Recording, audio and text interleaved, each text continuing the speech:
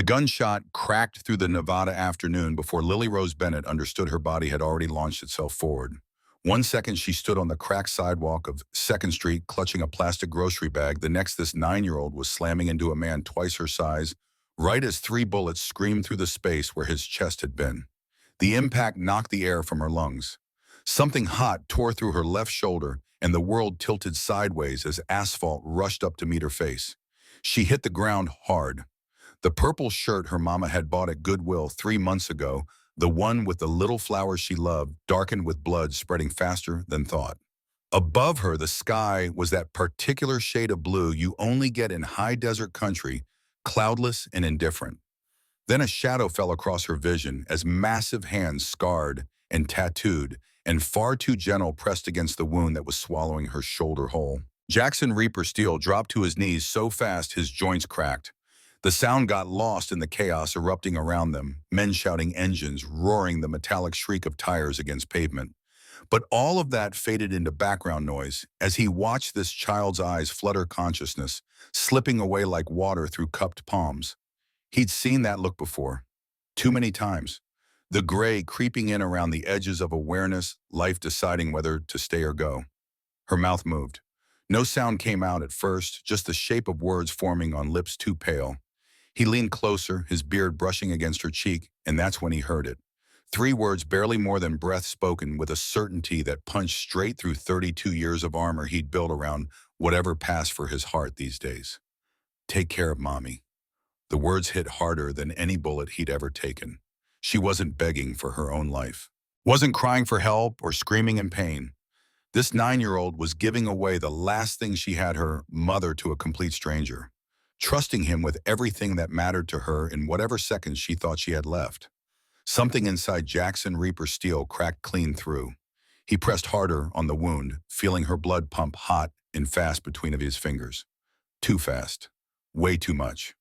Around them, his brothers had formed a protective circle, leather and chrome, and death's head patches, creating a barrier between this dying child and whatever else the world wanted to throw at them. But Jackson barely registered their presence.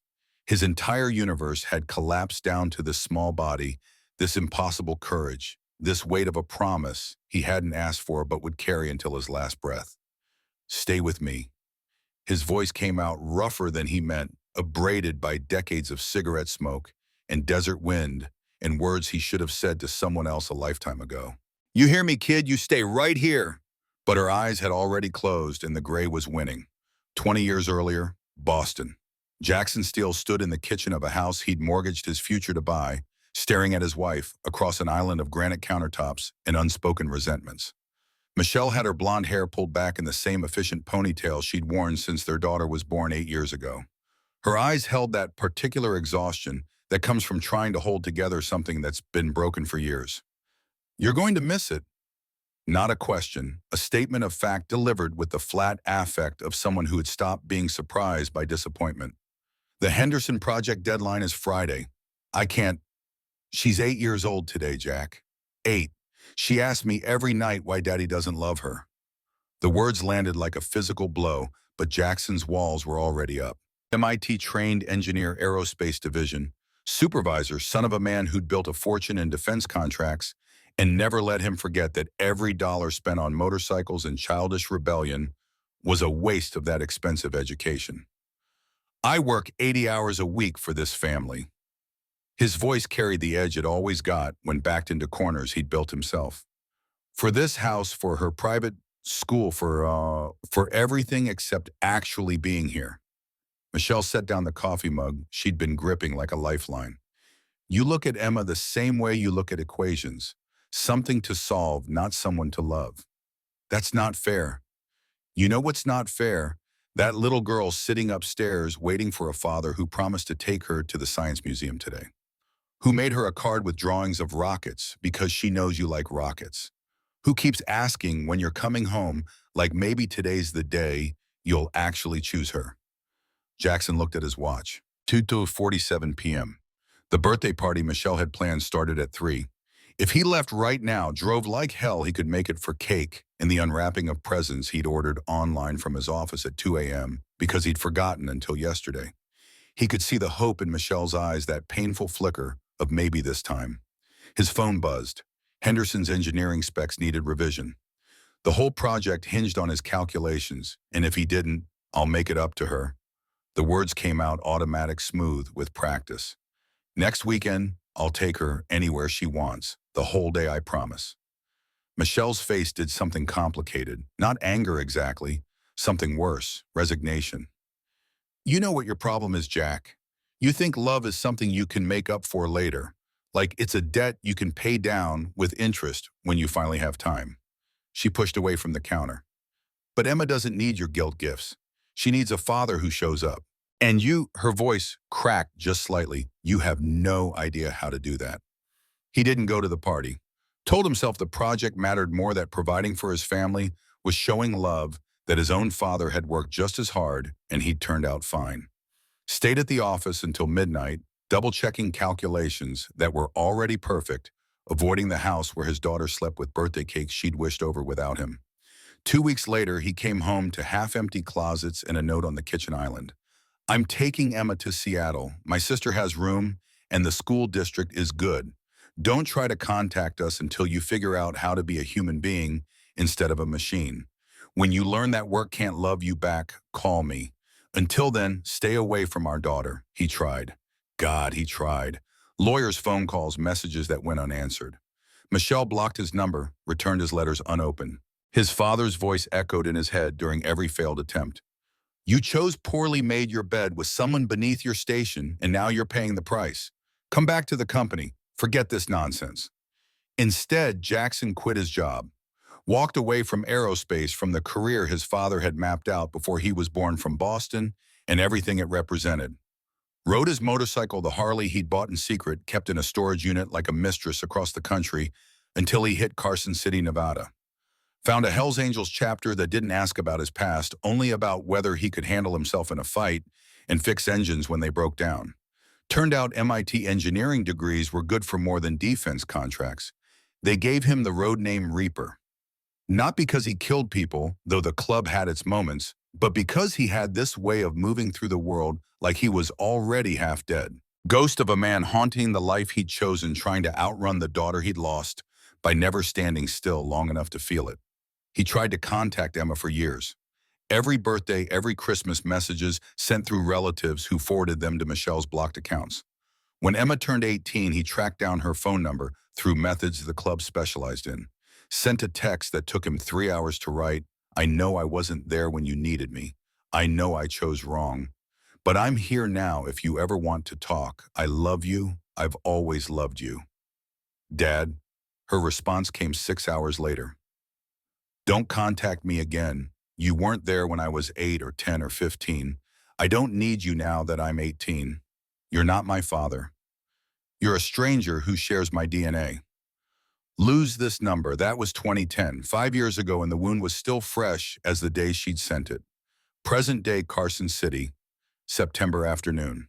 Jackson Reaper Steele stood in the Hells Angels clubhouse on the outskirts of town, listening to Hawk, his right-hand man for 15 years, run through the security brief. Territory disputes with the Black Vipers had been escalating for months. Victor Kane wanted Carson City, wanted control of the routes the Angels had held for decades, wanted respect he hadn't earned. Victor's making noise about 2nd Street. Hawk's voice carried the flat calm of a Vietnam vet who'd seen worse. 52 years old, silver, threading through black hair eyes that missed nothing. Word is he's planning something big, wants to send a message. Jackson should have taken it more seriously. Should have posted guards, changed routes, done any of the 100 tactical things 32 years in the club had taught him.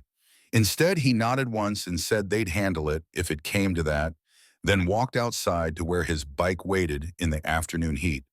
The Nevada sun hit like a physical weight. September should have been cooling down, but desert weather didn't follow rules any more than outlaws did. He swung his leg over the Harley, felt the familiar settle of leather and chrome and purpose. 5 more brothers were mounting up, Diesel, Preacher, Tiny Ace, and Hawk following because he always did.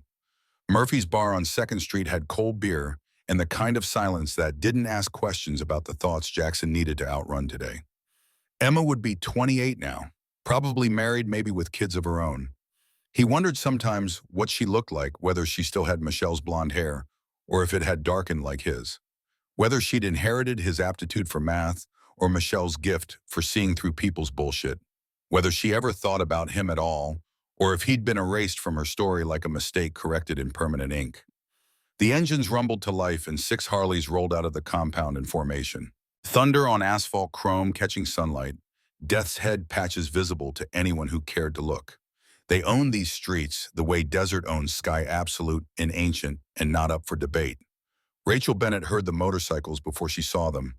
The sound hit like a physical thing rattling the windows of the laundromat below her efficiency apartment, setting off car alarms down the block. Her daughter Lily looked up from the grocery bag she was carrying, brown eyes going wide with something between fear and fascination. "It's okay, baby." Rachel squeezed her shoulder, steering them toward the narrow alley that would bypass 2nd Street entirely. She was already 10 minutes late for her shift at Sunrise Diner, but walking past a bunch of bikers seemed like an invitation to the kind of trouble single mothers with $8 in their bank account couldn't afford. 32 years old and she felt 50. Her white sneakers were worn through at the heels, blonde ponytail fraying from 12-hour shifts, slinging hash browns to truckers who tipped in quarters. The apartment above Carson Laundromat cost $600 a month, which meant every other bill got juggled like a carnival act.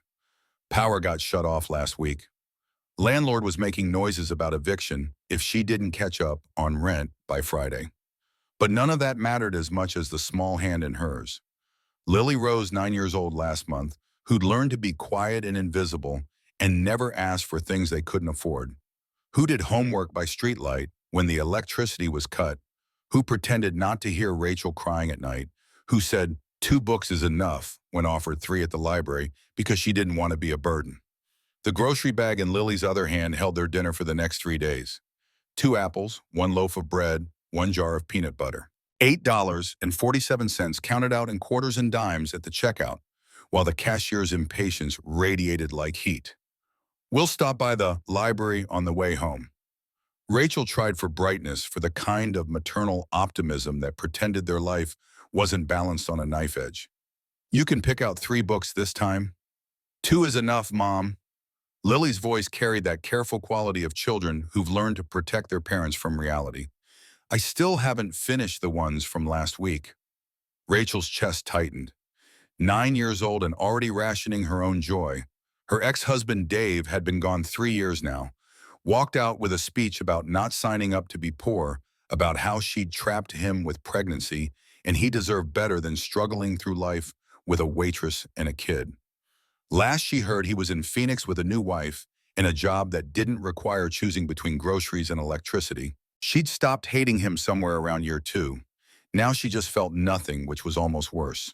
The shortcut through the alley would add 5 minutes to their walk, but Rachel's instincts, honed by 3 years of single motherhood in neighborhoods that got rougher every year, said stay away from 6 Harleys and whatever business they had on 2nd Street.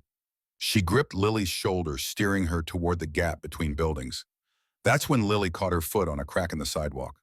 The grocery bag slipped from her hands. Apples rolled across the concrete, bright red against gray, the sound impossibly loud in the sudden silence that fell when the motorcycles cut their engines outside Murphy's bar. 1 apple rolled straight into the street, stopping against the front tire of a Harley that probably cost more than Rachel made in 6 months. Time did something strange then. Stretched out like taffy, every second containing multitudes. Rachel watched her daughter drop to her knees, reaching for the apples with hands that shook because wasting food meant going hungry, and 9-year-olds understood that math even when they couldn't name it. Watched one of the bikers turn, pulling off his helmet to reveal a face carved from hard years and desert wind, gray-streaked beard, and blue eyes that swept the street with the kind of assessment that came from expecting violence. Those eyes landed on Lily. Blue to brown. 1 second, maybe less.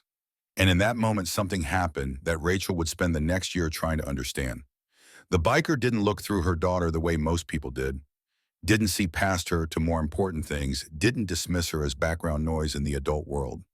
He looked at Lily Rose Bennett, really looked, and something in his expression shifted in a way Rachel couldn't name. Lily felt it too. Rachel saw her daughter's spine straighten slightly, saw the way her hands stilled on the apples, saw her look up at this stranger with the death's head patch on his vest and not flinch away. Like maybe for the first time in her invisible little life, someone actually saw her. Then the world exploded into violence. The black SUV had been idling 3 buildings down, windows tinted so dark it looked like a hole in the daylight. Rachel didn't register it as threat until those windows rolled down and muzzle flashes strobed in the Nevada sun. The sound came after 3 sharp cracks that her brain identified as gunshots, even though she'd never heard real gunfire before, only movie versions that didn't capture the way it punched through the air and kept punching. She saw the biker reach for something at his belt, saw him moving with trained efficiency, 32 years of survival instinct kicking in. But he wasn't fast enough, and Rachel opened her mouth to scream a warning that wouldn't matter, that would arrive too late to change anything. Lily was faster. Her daughter moved before conscious thought, before fear or logic, or any of the things that make adults hesitate. Pure instinct, the same way she'd thrown herself between Rachel and an angry landlord last month, the same way she always positioned her body between her mother and anything that felt like threat. 3 steps, maybe 4, her thin legs pumping as she crossed the distance between kneeling on the sidewalk and slamming into the biker's legs with all 47 pounds of protective fury. The bullets screamed through empty space where the biker's chest had been. One caught Lily in the left shoulder, spinning her sideways, and the sound she made high and surprised and so goddamn young was the sound that would wake Rachel from nightmares for months afterward. Lily hit the pavement. Her purple shirt bloomed red. The biker dropped beside her, massive hands pressing against the wound, and Rachel heard her own voice making sounds that didn't resemble language. She was running, had been running since the first shot, her body arriving at her daughter's side while her mind still struggled to process what had happened. Lily, baby, stay with me. Her hands hovered over her daughter's body, terrified to touch, terrified not to. Please stay with me. Behind them, chaos erupted properly. The SUV's tires shrieked as it accelerated away. Other bikers were shouting, some returning fire, some running for their motorcycles. Someone was barking orders in a voice that cut through panic like a blade. But Rachel couldn't focus on any of it, not when her daughter's eyes were fluttering, not when that much blood was spreading across the concrete. The biker, the one Lily had saved, leaned over her daughter with an expression Rachel had never seen on a stranger's face before. Something beyond concern, beyond simple human empathy. He looked destroyed, shattered. Like this child bleeding out in his arms had broken something fundamental inside him that couldn't be put back together with the same pieces.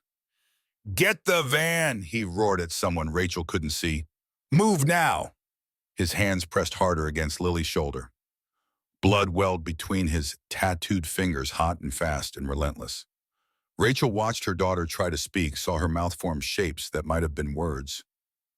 Might have been apologies for dropping the apples, because that's who Lily was, 9 years old, and bleeding and still worried about wasting food.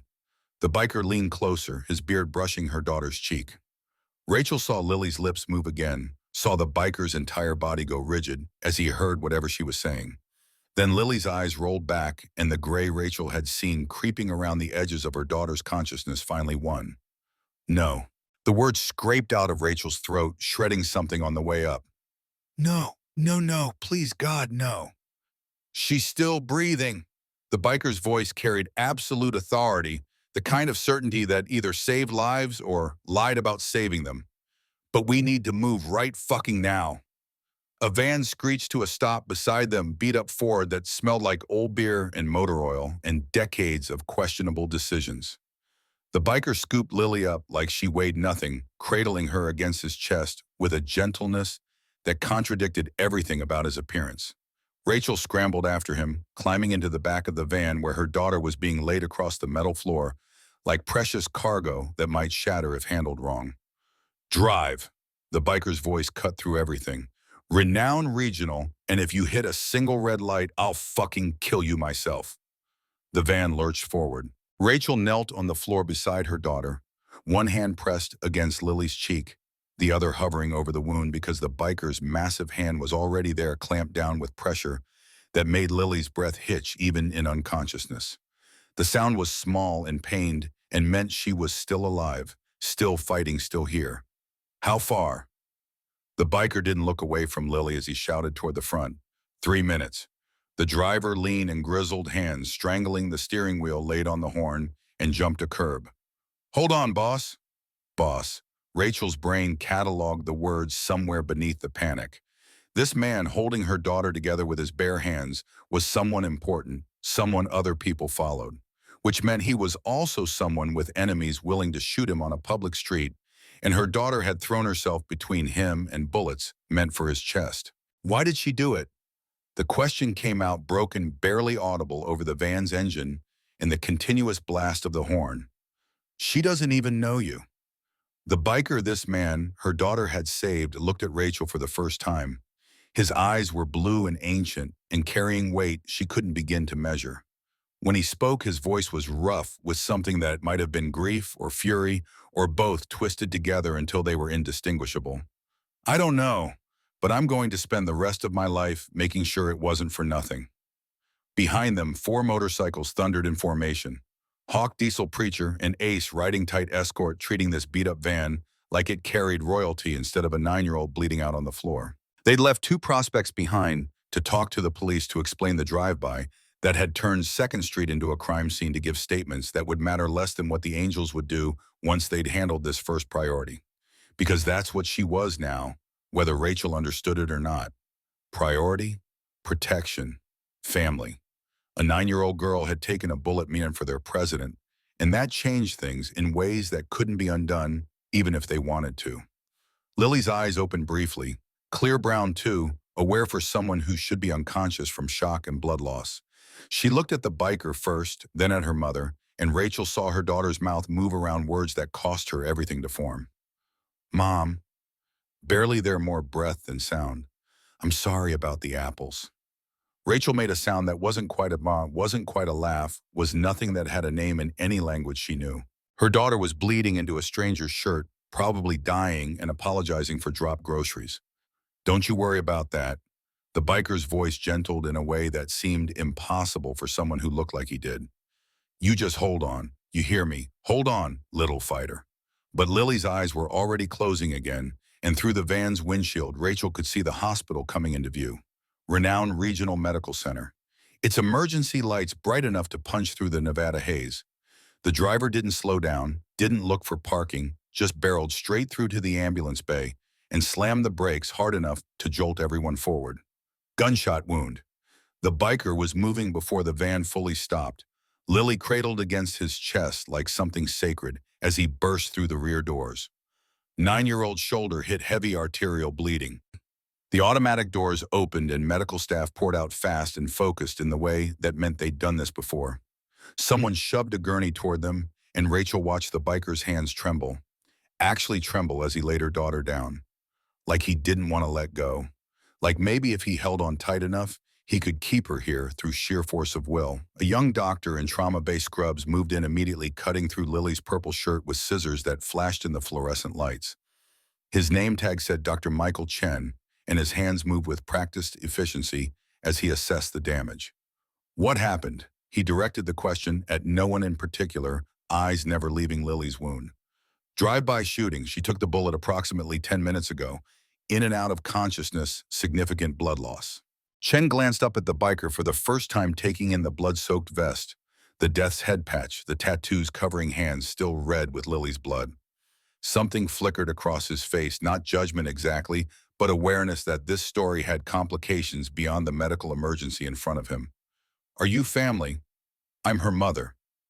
Rachel pushed forward, her voice somehow steady, even though her entire world was tilting off its axis. "Rachel Bennett. She's Lily Rose Bennett. Please, please save her." Dr. Chen nodded once, then looked back at the biker. "We've got her. Wait here." They pushed Lily through doors marked authorized personnel only. Rachel tried to follow maternal instinct, overriding everything else, but a nurse held her back with practiced gentleness. The doors swung shut, and Rachel caught one last glimpse of her daughter's small hand hanging over the gurney's edge, limp and pale and so utterly still.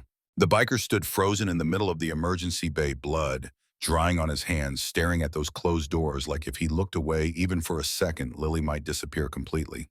Rachel recognized the expression on his face because she'd seen it in mirrors for years. The look of someone who'd lost something precious and was terrified it was happening again. The fluorescent lights of the ER waiting room made everyone look sicker than they were. Rachel collapsed into a plastic chair that had probably absorbed 30 years of grief and fear and desperate prayers, all of it soaking into the industrial fabric like accumulated radiation. She couldn't process what had just happened, couldn't make sense of the last 15 minutes. Her brain kept trying to rewind to the moment before the apples dropped, like maybe if she found the right sequence of decisions, she could rewrite reality. The biker hadn't moved from where he stood in the middle of the room. Just this massive figure in blood-soaked leather hands hanging at his sides, staring at nothing. Other bikers filed in one by one, parking violations be damned, and formed a loose circle around Rachel without getting too close. Like they understood she needed space but weren't leaving her unprotected. One of them, the lean driver with grizzled features and hands that belonged to someone who rebuilt engines, stepped up beside the biker. "Cops are on their way. They'll want statements. Let them come." The biker's voice was flat, emptied out. "That was Victor Kane behind the wheel. Black Vipers. They were aiming for you, boss." Boss. The word clicked into place alongside other observations Rachel's brain had been cataloging without permission. The way the other bikers deferred to this man. The president rocker on his vest that she'd noticed without understanding. The fact that someone had tried to kill him and her daughter had gotten caught in the crossfire. I know. 2 words, but they carried the weight of decisions being made, consequences being calculated. Rachel didn't understand the outlaw world, but she understood enough to know that drive-by shootings didn't just happen. They were messages, declarations, opening moves in wars that got people killed. Another biker spoke up, older silver, threading through black hair eyes that had seen combat and survived it. Every single one of them. Not yet. The biker the President Rachel's brain supplied turned those ancient blue eyes on his brother. "First the kid lives, then we handle business." The automatic doors opened, and 2 uniformed officers walked in, scanning the room until their eyes landed on the wall of leather and patches and bad intentions. The older cop approached with the careful neutrality of someone who'd dealt with bikers before and knew how to navigate the spaces between law and outlaw code. "Jackson Steele." "That's me, Jackson." Rachel filed the name away, attaching it to the man who'd held her daughter's life between his tattooed hands. "I'm Sergeant Michael Walsh. I need to ask you a few questions about the shooting." Before Jackson could answer, Rachel's voice cut through the room. It came from somewhere deep and raw, from the place where mothers kept their rage and terror in absolute clarity about what mattered. "My daughter is in surgery." Each word landed like a hammer blow. A 9-year-old girl is in surgery because someone tried to shoot him. She pointed at Jackson with a hand that shook so badly she could barely keep it raised. "And somehow my little girl saw it coming. She pushed him out of the way." Her voice cracked, but she pushed through it. "My baby took a bullet meant for a biker." The accusation hung in the air, heavy with grief and fury, and the awful understanding that her daughter had almost died to save a stranger. Rachel saw something flicker across Jackson's face. Guilt, maybe, or recognition that he couldn't dispute a single word she'd said. What defense was there? Lily had thrown herself in front of bullets meant for him. The math was simple and terrible and completely accurate. "I'm sorry." The words came out quiet, stripped of everything except raw honesty. "I'm so fucking sorry." Rachel's face crumpled inward, and she turned away, burying her face in her hands, because looking at him hurt, and not looking at him hurt, and everything hurt, with an intensity that felt like it might crack her open from the inside. Sergeant Walsh pulled Jackson aside for the routine questions. What happened? Who fired the shots? Did he recognize the shooters? Jackson didn't dodge anything, answered straight and clean, because the angels would handle what the law couldn't, and there was no point in pretending otherwise. Black Vipers, Victor Kane behind the wheel, his brother Marcus in the passenger seat, 2 enforcers I didn't recognize in the back. Jackson's voice carried no emotion, just facts. "Territory dispute. They've been making noise for months about taking Carson City. Guess they decided to make their move." Walsh wrote everything down with the weary professionalism of someone who'd seen this play out before. Biker wars, territorial violence, the endless cycle of retaliation that kept cops employed and body counts rising. He'd write his report, pass it up the chain, and probably nothing would happen, because proving murder was harder than knowing murder had occurred. 3 hours crawled by like days.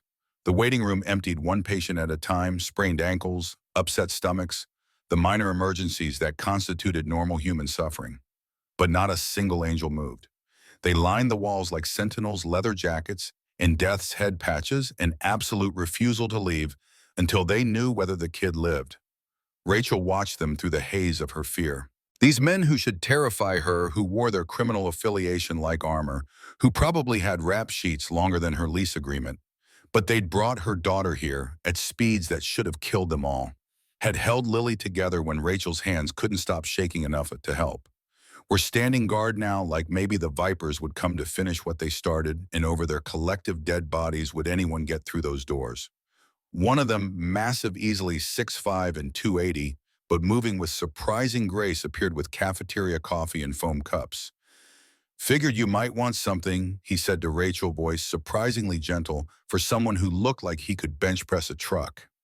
She took the cup with shaking hands. The coffee tasted like burnt cardboard, but it was hot and gave her something to focus on, besides the closed doors and what might be happening on the other side of them. "Thank you." The words felt inadequate, but they were all she had. "Name's Tiny." He settled into the chair beside her, careful to leave space between them. "Don't worry about that irony. I've heard all the jokes." Despite everything, the terror, the waiting, the blood still under her fingernails, Rachel felt her mouth twitch in something that wasn't quite a smile but was trying. "I'm Rachel. I know, your daughter's Lily. Preacher found her school records, just wanted to know her name proper." He paused, massive hands wrapped around his own coffee cup. "She's brave, your girl. Braver than most men I know. She's 9. Old enough to know right from wrong. Old enough to see someone about to die and decide that wasn't acceptable." Tiny's voice carried something Rachel couldn't identify. Respect, maybe, or recognition. That kind of courage doesn't come from nowhere. She learned it somewhere. Rachel thought about all the times Lily had positioned herself between Rachel and threat. The landlord who got aggressive about late rent. The drunk at the diner who wouldn't leave Rachel alone. The kids at school who tried to bully her. Lily always standing firm, always refusing to back down even when she should have run. "I never taught her that." Rachel's voice came out small. "I taught her to stay quiet, to not make waves, to be invisible so the world wouldn't hurt her. Maybe you taught her something better without meaning to." Tiny shrugged those massive shoulders. "Taught her that some things matter more than staying safe." The doors opened. Dr. Chen walked out, still wearing blood-spattered scrubs, exhaustion written in every line of his face. Rachel and Jackson were on their feet, simultaneously moving toward him with identical desperation. "She's alive." He led with that, and the relief hit Rachel so hard her knees actually buckled. Tiny's hand shot out, steadying her without making a production of it. The bullet missed the major arteries by approximately 3 millimeters. "She lost a significant amount of blood, but we've stabilized her. She's in recovery now." "Can I see her?" Rachel's voice broke on every syllable. "Soon. She's still sedated, but she should wake up in the next few hours." Dr. Chen looked at Jackson, then something complicated passing across his face. "She's incredibly lucky. A few more minutes of blood loss, and we wouldn't have been able to save her. Getting her here when you did made the difference." Lucky. Rachel turned the word over in her mind, trying to make it fit a situation where her 9-year-old daughter had taken a bullet and nearly bled out on a Carson City street. But she was alive. Lily was alive. That had to count for something. "Thank you." She directed it at Dr. Chen first, then turned to Jackson. "Thank you for getting her here." Jackson looked like he wanted to say something, multiple things, probably all of them inadequate to the weight of what had happened. Finally, he settled on, "She's a brave kid, braver than most men I've ever known." Rachel saw something in his eyes then, something beyond guilt or responsibility, a kind of devastated recognition, like Lily had reminded him of someone or something he'd lost a long time ago. Before she could ask, Jackson turned and walked toward the exit, his brothers parting to let him through, then following in his wake. All except one. The silver-haired Vietnam vet who talked about making the Vipers pay remained behind, approaching Rachel with careful deference. "Name's Hawk. I'm Reaper's Jackson's right hand." He pulled a card from his vest pocket, handwritten numbers on the back. "You need anything, day or night, you call this number. food rides someone to fix something broken in your apartment, whatever. You and your daughter are under Angel's protection now. I don't understand. Rachel took the cards, staring at numbers that looked like they might rewrite her entire life. Why would you do that? Because she saved our president's life. Hawk's voice was matter of fact, like this was the most obvious thing in the world. That makes her family, makes you family, and we take care of our own. He left before Rachel could formulate a response, and she was alone in the waiting room with a card in her hand and a daughter in recovery, and absolutely no idea how her life had become this in the space of 3 hours. Jackson Reaper Steele sat on his motorcycle in the hospital parking lot, hands gripping the handlebars hard enough to hurt, and tried to remember how to breathe. Hawk leaned against his own bike beside him, not saying anything because he knew when words wouldn't help. I saw Emma. Jackson's voice came out abraded. When she ran at me for just a second, I saw Emma. I know, and she's not Emma. I know that too. Hawk pulled out a cigarette, offered one to Jackson, who shook his head. But that doesn't change what you saw, or what it means that you saved this one when you couldn't save the other. I didn't save her, she saved me. Jackson looked at his hands, still stained with Lily's blood. 9 years old, and she threw herself in front of bullets for a complete stranger. What the fuck kind of courage is that? The kind that comes from seeing someone who needs help and refusing to look away. Hawk lit his cigarette, exhaled smoke into the Nevada evening, even when it costs everything.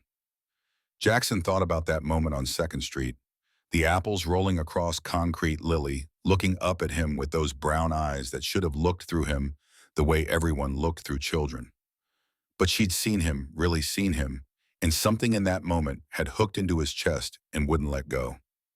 Then she'd given him her life. No hesitation, no calculation, just pure instinct to protect someone she didn't know. And in the seconds when he'd thought she was dying, when he'd felt her blood pumping hot between his fingers and watched the gray creep into her vision, something fundamental had broken inside him. She asked me to take care of her mother. The words came out rough. Last thing she said before passing out, take care of mommy. Hawk was quiet for a long moment. You going to, yeah, no hesitation, no doubt. I'm going to make damn sure that kid's sacrifice wasn't for nothing. Reaper. Hawk's voice carried warning. This isn't Emma. You can't fix what happened with your daughter by saving someone else's. I know that. Jackson finally looked at his brother, and whatever Hawk saw in his eyes made him take a step back. But that doesn't change what I owe her. She gave me my life. That's not a debt you walk away from. No, Hawk agreed quietly. It's not. They sat in silence as the sun dropped toward the horizon, painting the desert in shades of orange and purple and gold. Inside the hospital, a 9-year-old girl was fighting to wake up from surgery. In a cramped apartment above a laundromat, there were bills that wouldn't get paid and food that wouldn't get bought, and a life balanced on the edge of collapse. Jackson Reaper Steele had spent 20 years running from the father he'd failed to be. Maybe it was time to stop running. Maybe it was time to try something harder than escape showing up when it mattered. Being present when presence was the only thing that counted, choosing someone else over the voices in his head that said he'd only fuck it up again. He'd failed Emma through absence. He wouldn't fail Lily the same way. The promise settled into his bones, heavy and permanent as scar tissue. He didn't know if he could keep it. Didn't know if broken men were capable of the kind of transformation this would require. But he was going to try, and maybe that was all anyone could ask. Maybe trying was enough. Lily Rose Bennett woke to white tiles and the steady beep of machines monitoring a body that didn't feel like hers anymore. Pain throbbed deep in her left shoulder, sharp enough that she sucked in a breath and immediately regretted it when fire shot across her ribs. She tried to move, and her mother's face appeared above her red-rimmed eyes, and exhaustion carved into every line. Don't move, baby. Rachel's hand smoothed hair back from Lily's forehead with a gentleness that made her throat tight. You're okay. You're safe. Memory came back in fragments. Apples rolling across concrete. Motorcycles rumbling like thunder. Blue eyes that actually teased her instead of looking through her the way most adults did. Then the SUV with its windows down, and something in her chest had screamed that the man with the gray beard was about to die, and she couldn't let that happen. She just couldn't. Her hand moved to her shoulder, found thick bandages where warmth and wholeness should have been. The IV in her arm pulled when she shifted plastic tubing, connecting her to bags of clear fluid hanging from metal stands. I got shot. The words came out croaky, her throat desert dry. You did. Rachel's voice carried 1,000 emotions Lily didn't have names for. You saved that man's life. You pushed him out of the way. Pieces clicked together slowly. The running, the impact of her body against his legs, the moment when everything went hot and wrong. She remembered falling, but not much after that, except voices shouting and her mother's face above her, and knowing she needed to say something important before the gray took over completely. Am I in trouble? The question slipped out before she could stop it because 9-year-olds who cause problems usually were, and getting shot seemed like it would cause a lot of problems. Rachel made a sound halfway between a laugh and a sob. No, sweetheart, you're not in trouble. You're in the hospital. They fixed you up. The room was small machines crowding the corner's night sky visible through a window that showed streetlights and distant buildings. But what Lily noticed first wasn't the medical equipment or the antiseptic smell. It was the man sitting in the corner chair so still, she almost missed him.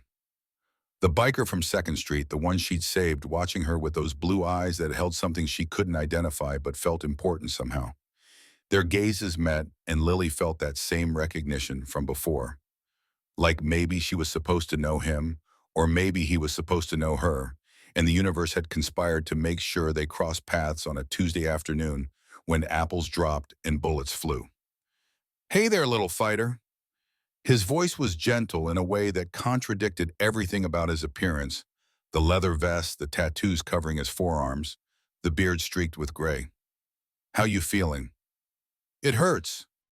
Honesty seemed easier than pretending, and something about him made her think he'd know if she lied anyway. I bet it does. You took quite a hit. He stood slowly moving toward her bed like she was made of glass that might shatter if he came too fast. I'm Reaper. That's what folks call me. Your name's Lily, right? She nodded, unable to look away from him. Most adults talked to her like she was furniture, with a voice something to be managed or dismissed. But he was speaking to her the way her mother did, like her words mattered, like her thoughts were worth hearing. Lily, I need to ask you something. He kept his tone steady, respectful, treating her like a person whose answer actually counted. Why'd you do it? Why'd you push me out of the way? She thought about it, trying to find words for the certainty that had moved her body before her brain caught up. You were going to die. I couldn't let that happen. But you didn't even know me. I was just some stranger. The answer came from somewhere deep and true, from the place where 9-year-olds kept the observations they made about the world but didn't always share. You looked at me. Simple words for something that felt enormous. When the apples fell, you looked at me and you weren't mean. A lot of people don't see me at all. Something shifted in Reaper's expression, pain maybe, or recognition of a truth he understood better than he wanted to. His jaw tightened, and for a moment Lily thought she'd said something wrong. Then he leaned forward, resting his hands on the bed rail, and when he spoke, his voice carried weight she could feel in her chest. I see you now. I see you real clear, Lily Rose Bennett, and I owe you my life. You don't owe me anything. The words came out as a whisper because saying them louder felt like asking for something she didn't deserve. Yeah, I do. He glanced at her mother, then back to Lily. A debt like that doesn't just disappear. I'm going to look after you and your mom. Make sure you're safe. Make sure nobody lays a hand on either of you again. Lily wanted to believe him, could feel the wanting like hunger in her chest. But she'd heard promises before from adults who meant them in the moment and forgot them when the moment passed. Her father had promised to come back, had promised weekends and birthday visits and phone calls that never came. Teachers had promised to help with bullies and then turned away when it got complicated. The landlord had promised to fix the heat, and they'd spent last winter wearing coats indoors. Promises were easy. Keeping them was the part where adults usually failed. Okay. She gave him the answer kids learned to give when they didn't know what else to say, the polite acknowledgement that didn't cost anything because belief was expensive and she couldn't afford to spend it. Something in Reaper's eyes said he heard what she didn't say, understood the careful distance she was keeping. He nodded once and stepped back, settling into his corner chair like he had no intention of leaving anytime soon. Over the next 3 days, Lily learned that some promises were different. Reaper came every morning before she woke and stayed until visiting hours ended. He didn't bring flowers. At first seemed like he didn't know what to bring a 9-year-old in a hospital, but other bikers started appearing with offerings that had suggested they'd been assigned research duty. Diesel showed up on day 2 with automotive magazines and a sketch pad. "Figured you might like looking at engines," he said, gruff voice at odds with the careful way he explained how combustion worked, drawing diagrams on napkins with hands that smelled like motor oil. "See, fire turns into motion. That's the magic of it." Lily had never thought about how things worked before, had been too busy trying to stay small and quiet to wonder about the mechanics underneath.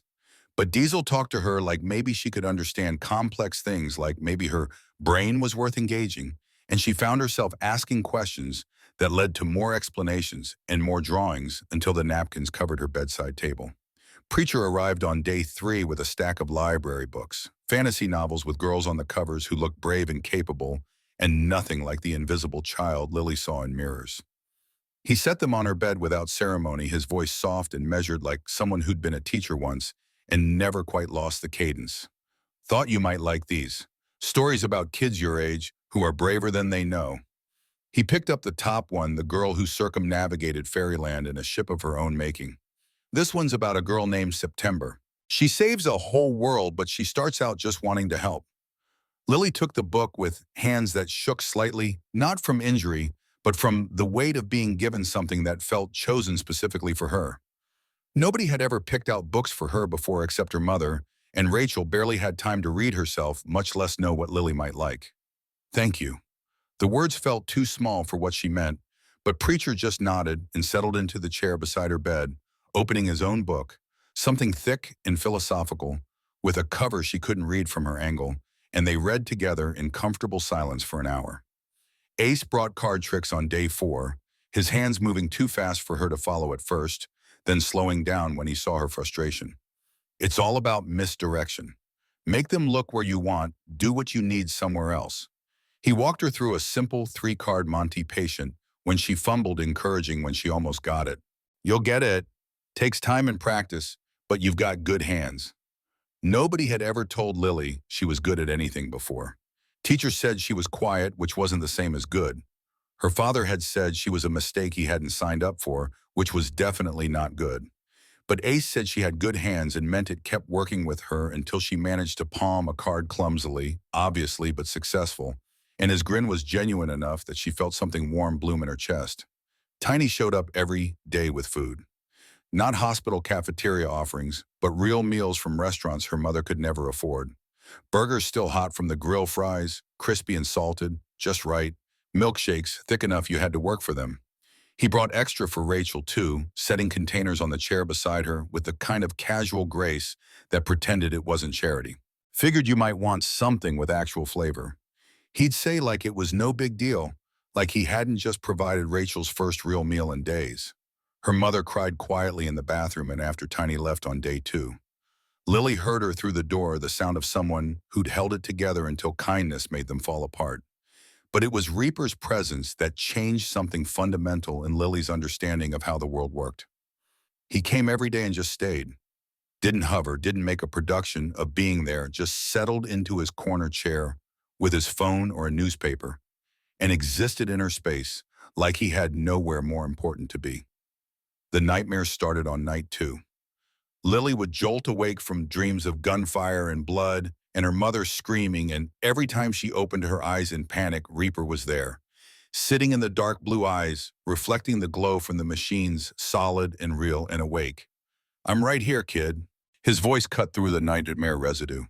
"You're safe." After the 3rd nightmare in one night, Lily finally asked the question that had been building. "Don't you have somewhere to be? Nowhere more important than this?" The answer sat in her chest like a stone, not heavy in a bad way, but weighted with significance she was too young to fully process. Adults didn't choose to sit in uncomfortable hospital chairs watching 9-year-olds sleep. They had jobs and responsibilities and better things to do. But Reaper kept showing up like maybe she was actually worth his time. Rachel noticed too. Lily caught her mother watching Reaper with an expression that shifted between gratitude and confusion, and something that looked like the beginning of trust. On day 3, after Lily fell asleep from pain medication, Rachel pulled Reaper into the hallway for a conversation Lily wasn't supposed to hear, but did anyway because hospital walls were thin. She's different with you. Rachel's voice carried through the crack in the door. I've never seen her this comfortable around strangers. We're not strangers anymore. Reaper's rumble was distinctive even at low volume. Not after what happened. I don't understand you people. Frustration bled through Rachel's words. You're outlaws. The news calls you criminals. The cops treat you like you're dangerous, but you've been nothing but kind to Lily. To me, the pause stretched long enough that Lily thought maybe Reaper wouldn't answer. Then his voice came back rougher around the edges, like the words cost him something. I won't lie to you. We break laws, do things that could get us locked up if the cops could prove it. We live outside of what most people consider normal. Another pause. But we have rules, a code, and the most important one is simple: we protect our own. We're not yours. Lily became ours the moment she took that bullet. You think I'm gonna send her back to struggling, to being invisible, to a life where she has to apologize for dropping apples? His voice hardened with something that sounded like anger, but felt directed inward. That's not happening. Not on my watch. I don't need charity. It's not charity, it's family taking care of family. Rachel made a sound Lily couldn't interpret. What do you want in return? What's the catch? No catch. Reaper's answer came quick and certain. But if you need terms here, they are, you let us keep you safe. You let us help with rent until you're steady. You let Lily spend time with men who die before letting anyone hurt her again. And maybe once in a while you cook dinner for a bunch of idiots who live on takeout and terrible choices. Despite everything, the fear, the confusion, the weight of accepting help from people society said were dangerous, Rachel laughed. Just once, small and startled, but genuine. That's it? That's all you want? That's all, to be part of your family, to watch Lily grow up safe, to give you both what you deserve. Lily heard her mother's breathing change the catch that meant tears were close. When Rachel spoke again, her voice was smaller, more vulnerable than Lily had heard it since her father left. Okay, okay. That one word rippled through everything that came after. On day 4, Sergeant Walsh returned with a detective who asked questions about the shooting. Lily told them what she remembered: the SUV, the windows rolling down, the flash of guns, and her certainty that the man with the gray beard was about to die. The detective took notes and exchanged glances with Walsh that suggested they knew more than they were saying. The men who did this are in custody, Walsh told them, directing his words at Rachel but including Lily in his gaze. We picked them up at the Black Vipers clubhouse yesterday morning. All 4 of them. All of them, Reaper's voice came from his corner, deceptively casual. Walsh held his gaze for a beat too long. Every member who was in that vehicle, but you already knew that, didn't you? Reaper didn't answer, which was answer enough. 4 days was a long time in the outlaw world.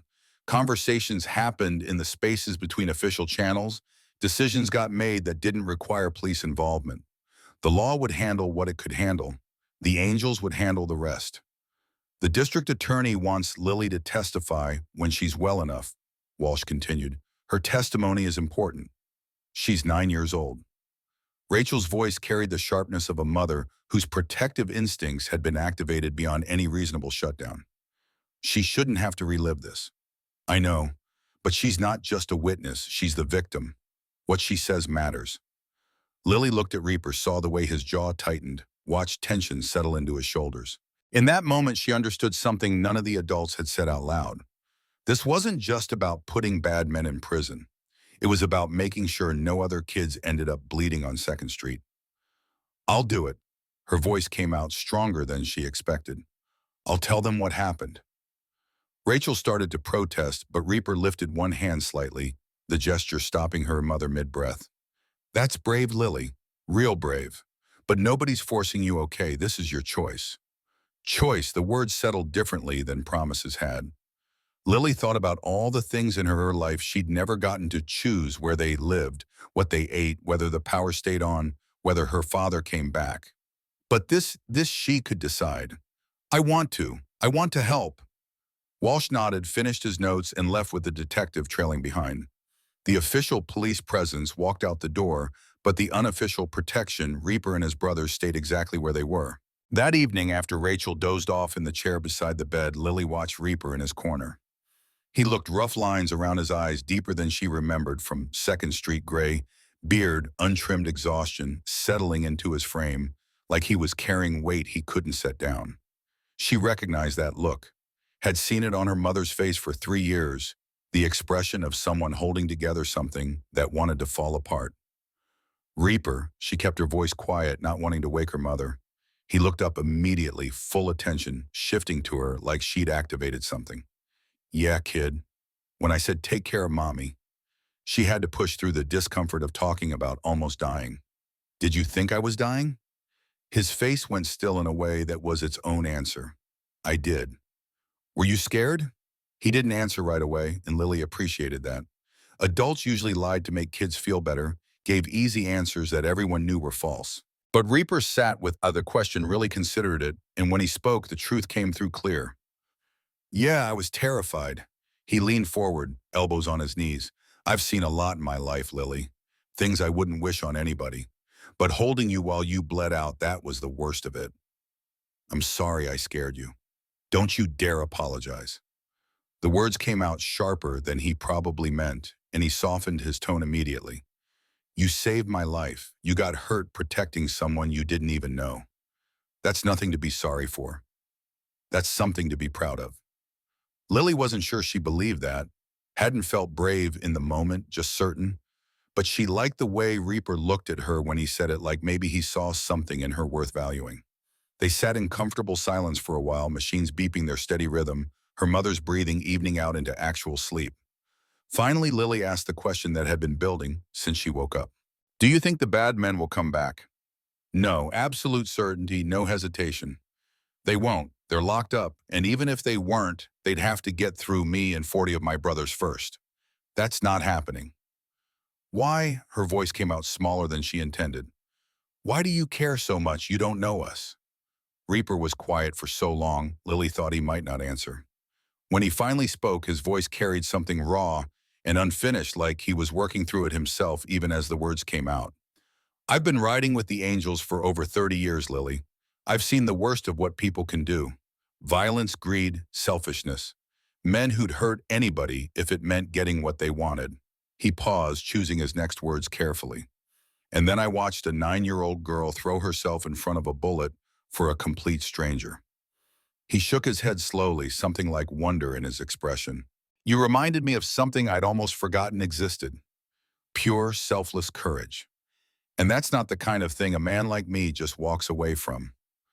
Lily absorbed that, turning it over in her mind. My dad left 3 years ago, said we were too much work, that he didn't sign up for being poor and struggling. So he just left. Then your dad's a coward. Reaper's voice was flat matter of fact. And a fool, because you and your mom, you're fighters. You're worth 100 of him. Mom works all the time. We never have enough money. I try to help, but I'm just a kid. You're not just anything. Reaper leaned back in his chair. You're extraordinary, and things are going to change for you and your mom. I promise you that. There it was again, promise.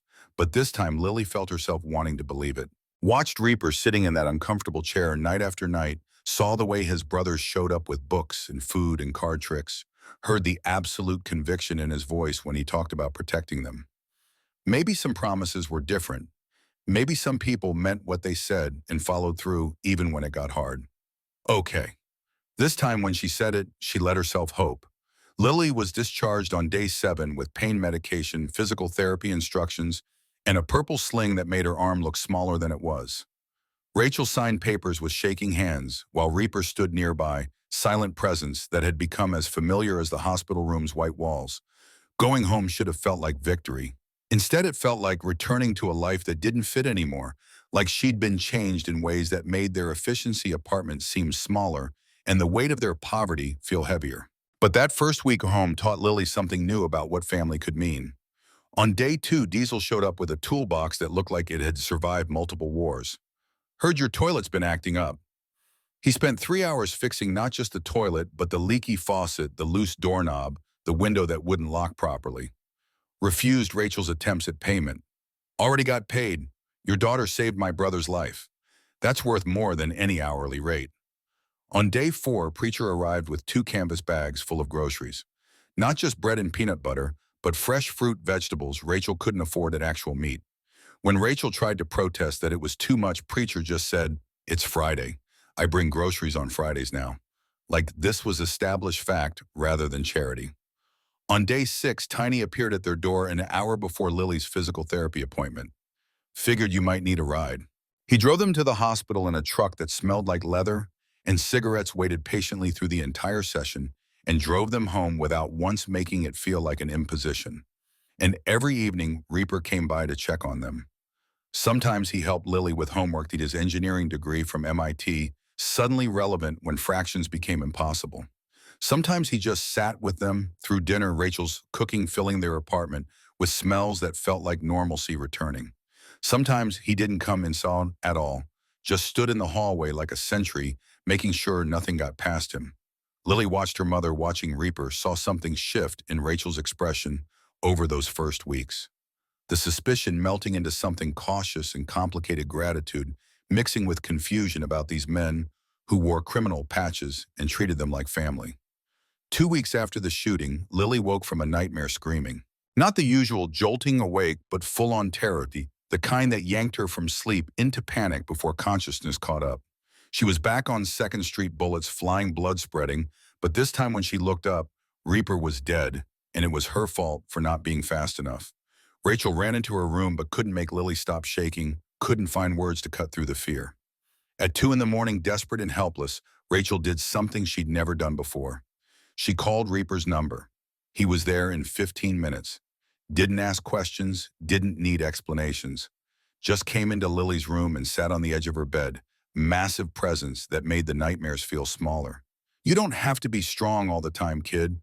You already did the bravest thing. Rest of this, we'll get through it together." Something in his voice, the absolute certainty, the refusal to let her carry this alone, finally broke through Lily's panic. She leaned against his shoulder and let herself shake until the fear worked its way out of her system, and Reaper just sat there like he had nowhere else in the world he'd rather be. When Lily finally fell back asleep, Rachel walked Reaper to the door. He paused in the hallway, one hand on the frame, looking back at her with an expression she couldn't quite read. "Thank you for coming." Rachel kept her voice low so it wouldn't carry back to Lily's room. "You didn't have to." "Yeah, I did." Reaper cut her off gently. "Anytime you need me, day or night, I'm here. That's not negotiable." "Why?" The question burst out before Rachel could stop it. "Why do you care this much?" Reaper was quiet for a moment, shadows from the hallway light cutting harsh lines across his face. "Because she saw me when I should have been invisible to her. She gave me her life without knowing if I deserved it." His voice dropped rough with something that might have been old grief. "And you let a stranger into your family even though everything about me should have scared you away." He looked at her directly, and Rachel felt the weight of whatever he was about to say before he said it. "I care because you're not strangers anymore. You're mine to protect. Both of you." Rachel stood in her doorway after he left, listening to his motorcycle rumble away into the Carson City night, and tried to process the fact that somewhere in the last 2 weeks her life had fundamentally changed. These men who should have terrified her, who wore their criminal affiliation like armor, who probably had records longer than her lease agreement, had woven themselves into her and Lily's existence in ways she couldn't untangle even if she wanted to. And the terrifying part was that she didn't want to. 4 weeks after the shooting, Rachel brought Lily to the Angels clubhouse for the first time. The compound sat outside Carson City proper.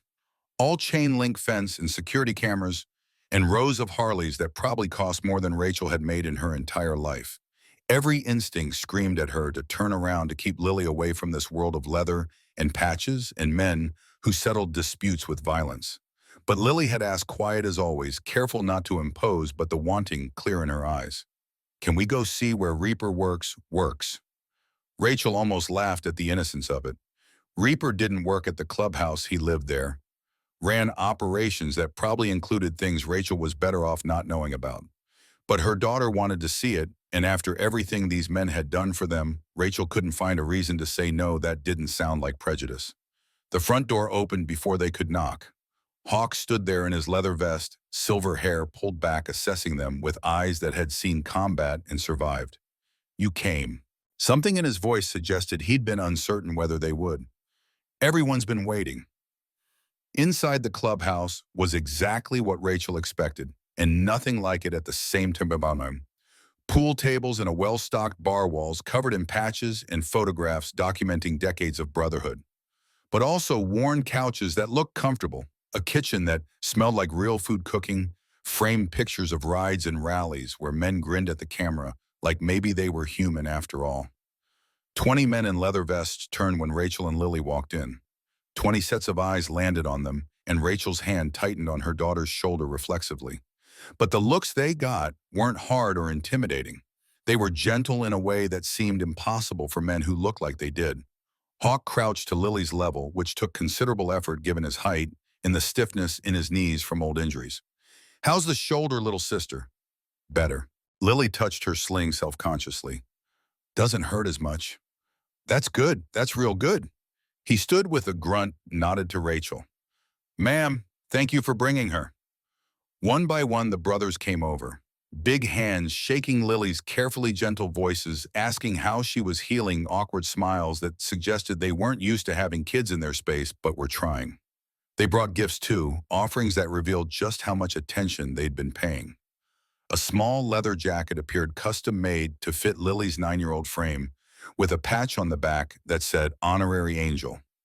Art supplies because someone had noticed the drawings in her hospital room. Books because Preacher had mentioned she liked fantasy. A new purple backpack to replace the one soaked with blood on 2nd Street, this one reinforced and expensive, and covered in patches from different Angels chapters across the country. Lily stood in the middle of the clubhouse surrounded by leather-clad giants, and Rachel watched her daughter transform. The invisible girl who'd spent most of her life trying not to take up space was smiling, laughing, even while Ace performed increasingly absurd card tricks designed to let Lily figure out the secrets. "She's different with them."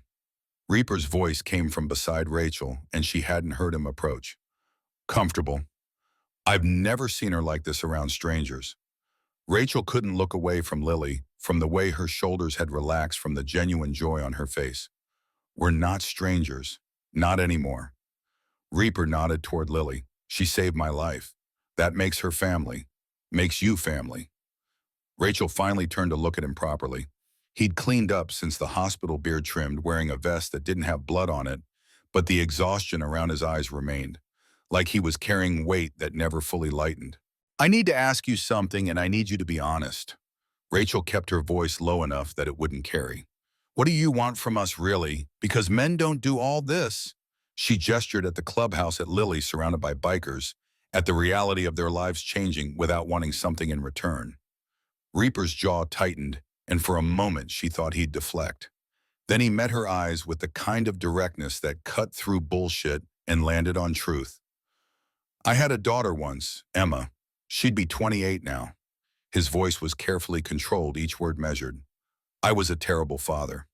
Worked 80-hour weeks, thought providing was the same as loving, chose my career over being present. Her mother left when Emma was 8, took her across the country, and I didn't fight hard enough to stay in her life." Rachel's breath caught. This wasn't what she'd expected. "Last time Emma contacted me, she was 18. Told me to stop trying, that I wasn't her father, that I was just a stranger who shared her DNA." Reaper's hands curled into fists at his sides. "And she was right. I failed her completely." He looked at Lily then, and Rachel saw something in his expression that made her chest tight. "When Lily ran toward me on 2nd Street for just a second, I saw Emma. Same age, same protective instinct, same," he struggled for the word, "courage I never earned. And when she whispered, 'Take care of mommy,' when she gave me her last words like a gift I didn't deserve, something broke in me that's been broken for 20 years. So this is about Emma." Rachel heard the edge in her own voice. "Lily's not your redemption project." "No," Reaper's response was immediate and sharp. "Lily's not Emma. I know that. But that doesn't change what I owe her. She gave me my life.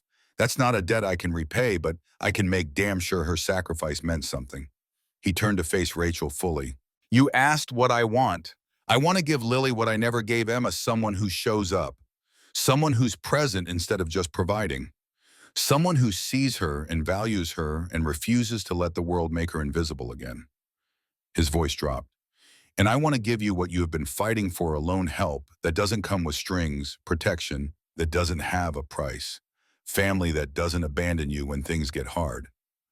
Rachel felt tears building and fought them back. What if you fail? What if you are the same broken man you were with Emma? Then you call me on it. You kick me out. You protect Lily from me. Reaper's honesty was brutal and complete. But I'm going to try, and every single day I'm going to try to be different. And maybe trying is enough. Rachel looked at her daughter, at Lily, laughing with Ace over a card trick, at the joy on her face that Rachel hadn't been able to put there on her own. Looked at these men who wore criminal patches and treated Lily like she was precious.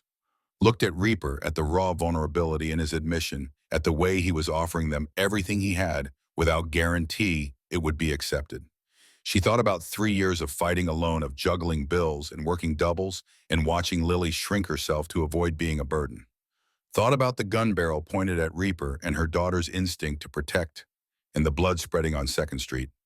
Thought about how sometimes family wasn't who you were born to, but who chose you when it mattered most. Okay. The word came out smaller than she meant it to. Okay.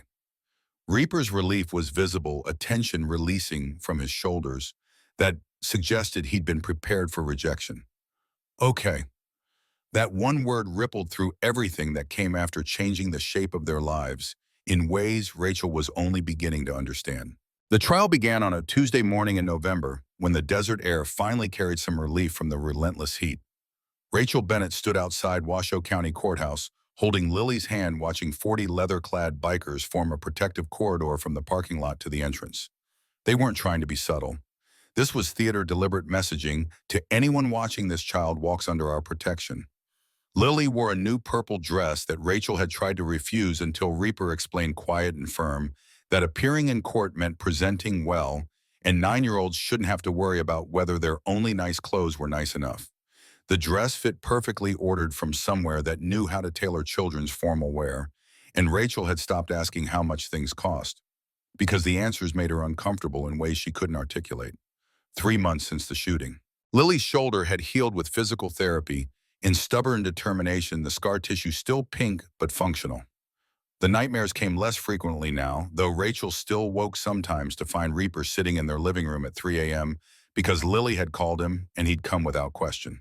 3 months of integration into a world Rachel hadn't known existed. The angels had woven themselves into every aspect of her and Lily's lives, rent paid 6 months in advance, Rachel's transfer to a restaurant with better pay and tips that felt suspiciously generous. Lily's school fees covered by anonymous benefactors who weren't anonymous at all. But more than the money, more than the practical help, was the presence.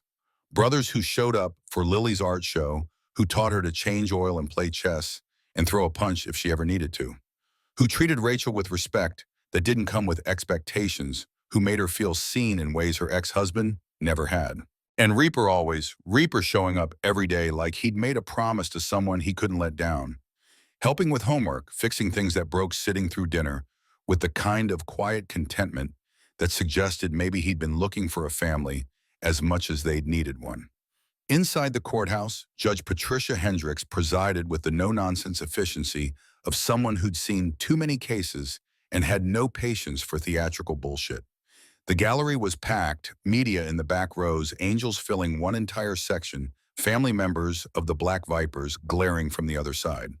Victor Kane and 3 of his enforcers sat at the defense table in suits that couldn't disguise what they were. Victor's eyes found Lily the moment she walked in, and his smile was cold enough to make Rachel's skin crawl. A message in that look: this isn't over, little girl, not by a long shot. Lily's hand tightened in Rachel's grip, but she didn't look away, and Rachel felt a surge of pride mixed with terror at her daughter's refusal to be intimidated. The prosecution built their case methodically over 3 days. Security footage from nearby businesses, grainy but clear enough to show the black SUV and muzzle flashes. Ballistics matching bullets to guns found in the Vipers clubhouse. Medical testimony from Dr. Chen describing Lily's injuries in clinical detail that made Rachel's stomach turn, even knowing her daughter had survived. But everyone knew the case hinged on Lily's testimony. Day 4, the bailiff called Lily Rose Bennett to the stand. Rachel watched her daughter walk forward, small and young, and so goddamn brave it hurt to witness. The bailiff had to help her into the witness box because her feet barely touched the floor, and something about that visual 9-year-old in a too-big chair facing down the men who tried to kill her savior made the gallery fall completely silent. Judge Hendricks leaned forward slightly, voice gentle. "Take your time, Lily. Just tell us what happened that day." Lily's voice started steady, surprisingly strong for someone so small. She described walking home with her mother, the grocery bag with apples and bread and peanut butter. The motorcycles pulling up outside Murphy's bar, the sound like thunder that made windows rattle. Dropping the apples, looking up to see the man with the gray beard and blue eyes. He looked at me. Lily's words carried significance the gallery might not fully understand, but Rachel felt in her chest. Really looked not through me. Most people don't see me at all. The prosecutor guided her carefully through the rest. The black SUV with tinted windows the moment those windows rolled down, seeing the guns. And then the part that mattered most. "What did you do when you saw the guns, Lily?" "I ran." Simple answer, profound in its honesty. "I saw him about to die, and I couldn't let that happen, so I pushed him." "Why would you risk your life for someone you didn't know?" Lily thought about it, choosing her words with the care of someone who understood they mattered. "Because nobody deserves to die, and because he saw me when most people don't." The prosecutor let that sit for a moment, let the jury absorb a 9-year-old's definition of what made someone worth saving. Then he asked about the impact, the pain, the moment when everything went wrong. Lily's voice stayed steady through most of it, only cracking slightly when she described whispering to Reaper, asking him to take care of her mother, because she thought those would be her last words. "And did you think you were dying, Lily?" "Yes." No hesitation, brutal honesty. "I couldn't breathe and everything was going gray, and I knew I was leaving my mom alone." Several jurors were openly crying now. Rachel gripped the armrest of her seat hard enough to hurt, forcing herself to stay still when every instinct screamed to go to her daughter. Then the defense attorney stood up. Jerome Castellano was expensive, the kind of lawyer organized crime kept on retainer for situations exactly like this. Mid-50s silver hair suit that cost more than Rachel made in 3 months, and a smile that suggested he enjoyed what he was about to do. "Miss Bennett," he approached the witness stand with calculated friendliness. "That's quite a story you've told us. Very dramatic, very emotional. But I have to ask, do you expect this court to believe that a 9-year-old child somehow sensed this attack and reacted quickly enough to save a grown man?" Lily blinked at him, and Rachel saw her daughter's spine straighten slightly. "I don't expect anything. I'm just telling you what happened." "Are you," Castellano's smile sharpened, "or are you telling us what the Hells Angels told you to say? After all, they've been very generous to you and your mother these past 3 months, haven't they?" The prosecutor objected immediately, badgering the witness, "Your Honor." But Castellano had already planted the seed. Judge Hendricks sustained the objection with a warning look, but the damage was attempting to take root. "Let me be more direct." Castellano leaned against the jury box, casual and poisonous. "How much are the Hells Angels paying your mother, Lily? What did they promise you in exchange for your testimony?" The courtroom erupted. Judge Hendricks slammed her gavel. The prosecutor was on his feet shouting, and Rachel felt Reaper's presence behind her, radiating fury so intense it was almost physical. But through all of it, Lily sat perfectly still in the witness box, looking at Castellano, with an expression that reminded Rachel eerily of Reaper, calm on the surface, steel underneath. "Nobody's paying us anything." Lily's voice cut through the chaos, surprisingly loud for someone so small. "They're helping because that's what families do." Castellano opened his mouth to continue, but Lily wasn't finished. "And why would I risk my life for a criminal?" She spoke the question he was clearly building toward. "Because he's not a criminal. He's my friend. He sees me when most people don't. He's kind and smart, and he makes my mom smile." Her voice cracked on the last part, but she pushed through. "I'd do it again." The silence that followed was absolute. Rachel watched the jury, saw several of them actively struggling with emotion, saw the way they looked at Lily, like maybe they were seeing their own daughters or granddaughters in that witness box. Saw the way Castellano's confident smirk faltered as he realized his attack had backfired spectacularly. Judge Hendricks called a recess. In the hallway, Rachel pulled Lily into a hug that probably hurt her healing shoulder, but Rachel couldn't help it. "You were so brave, baby. So incredibly brave." Did I do okay? Lily's voice was small against Rachel's shoulder, the 9-year-old returning now that the performance was over. You did perfect, Reaper's voice came from behind them, and Rachel turned to see him standing there with an expression she'd never seen before. Pride and pain, and something that looked like wonder all twisted together. Absolutely perfect. The verdict came a week later after 4 hours of deliberation. Guilty on all counts: attempted murder, in the first-degree assault with a deadly weapon, gang enhancement provisions that added decades to the sentences. Victor Kane got 25 to life. His 3 enforcers got 15 to life each. Outside the courthouse, media swarmed like locusts. Cameras flashing, microphones thrust forward. Reporters shouting questions about the girl hero and the biker she'd saved. Rachel tried to shield Lily, but there were too many of them, too much chaos, until Reaper stepped forward and became a wall between the cameras and her daughter. She's just a kid who did something brave. His voice carried authority that made the press corps actually step back. Now let her live her life in peace. The Angels moved in formation, creating a corridor of leather and chrome that funneled Rachel and Lily toward the parking lot. And then Reaper did something that made Rachel's breath catch. He lifted Lily onto his motorcycle, settling her in front of him like she belonged there. Like this was her place in the world, and had been since the moment she'd thrown herself between him and bullets. Rachel rode with Hawk, her arms around his waist, as the convoy rolled through Carson City with engines roaring. This wasn't hiding. This was declaration, the child under their protection, the family they'd chosen, the message to anyone watching that Lily Rose Bennett belonged to the Angels now. And that changed everything. 3 days after the verdict, the letter arrived at the clubhouse in an envelope with no return address. Just Jackson Steele, written in handwriting that looked like it had been practiced multiple times before committing to paper. Hawk provided it to Reaper during a routine security brief. One look at his face enough to tell everyone this wasn't standard mail. Reaper opened it, standing in the middle of the clubhouse, while 20 brothers watched. His hand shook slightly as he unfolded the single page, and Rachel, who'd started coming to the clubhouse regularly, who'd been folded into this world, whether she'd chosen it or not, watched the color drain from his face as he read. What is it? Hawk's voice was careful, the tone you used when you knew the answer would hurt. Reaper didn't respond immediately, just handed the letter to Hawk and walked outside, his movements stiff, like maybe if he bent too much he'd break. Hawk read it, his expression going to carefully neutral, then looked at Rachel.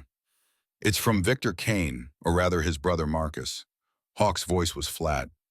Says Victor might be in prison, but the Vipers aren't done.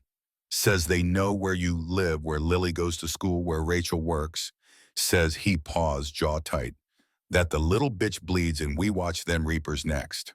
The words hit Rachel like a physical blow. 3 months of safety, of believing the trial had ended, the threat shattered in a single letter.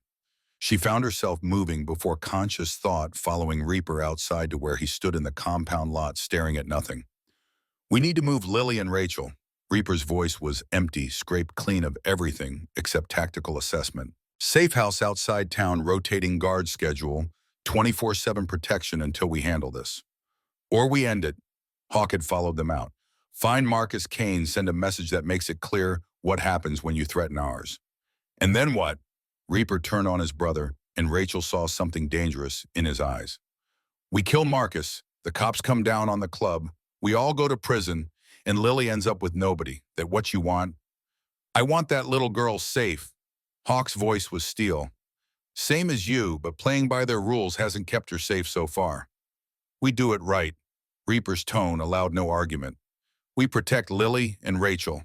We let the law handle Marcus. We don't give them any excuse to destroy what we've built.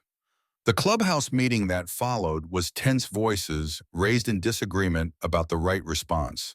Half the brothers wanted blood outlaw justice delivered with the kind of finality that left no room for retaliation. The other half understood what Reaper did, that crossing certain lines would destroy the family they were trying to protect.